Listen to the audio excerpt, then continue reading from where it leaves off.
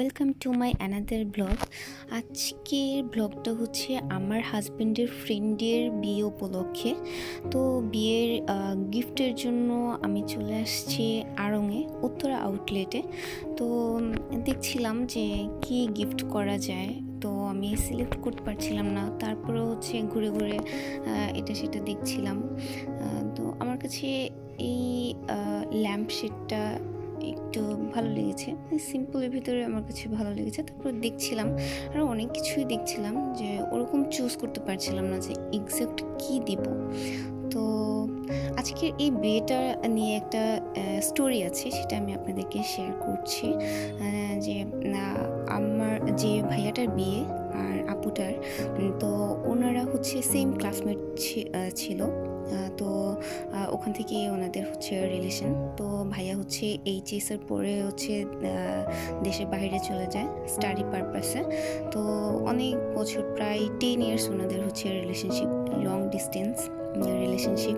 তো আমি যতটুকু জানি যে ভাইয়ার ফ্যামিলি থেকে হচ্ছে ওরকম মানবে না। তো অনেক যুদ্ধ করে হচ্ছে ওনারা হচ্ছে ওনাদের ফ্যামিলিকে রাজি করাইছে।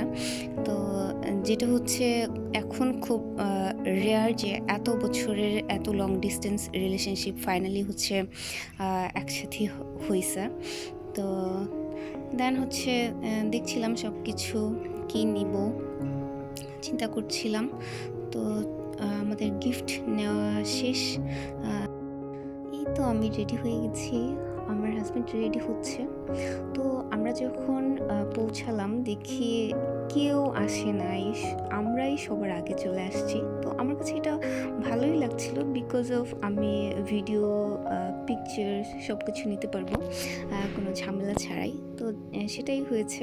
তো আমার হাজব্যান্ড, আমরা একটু ম্যাচিং করে ড্রেস পরার ট্রাই করেছি। আমার হাজব্যান্ড অ্যাকচুয়ালি পছন্দ করে যে আমরা ম্যাচিং করে ড্রেস পরবো। তো আমি হচ্ছে একটু ঘুরে ঘুরে সব কিছু নিচ্ছিলাম। তো যেহেতু কেউ নাই, তাই সেই সুযোগটা আমি কাজে লাগাচ্ছিলাম।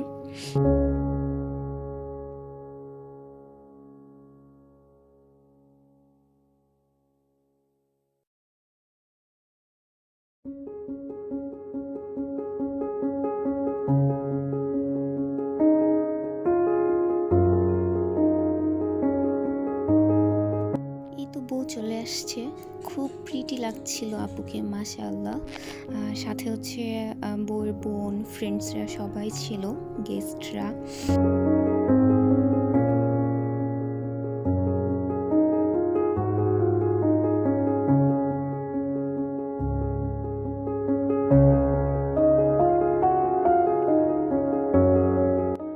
আমার হাজব্যান্ড হচ্ছে তার ফ্রেন্ডদের সাথে নিচে কথা বলছে, আড্ডা দিচ্ছে। আমি বোর হচ্ছিলাম একা একা, আর হচ্ছে একটু ভিডিওস নিচ্ছিলাম।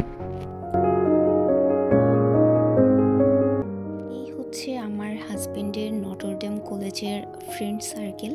তো এর আগে হচ্ছে ভাইয়াদের কারোর সাথে আমার মিট আপ হয়নি। তো আজকে সবার সাথে ও আমাকে পরিচয় করায় দিচ্ছিল, আমার খুব ভালো লাগছিল।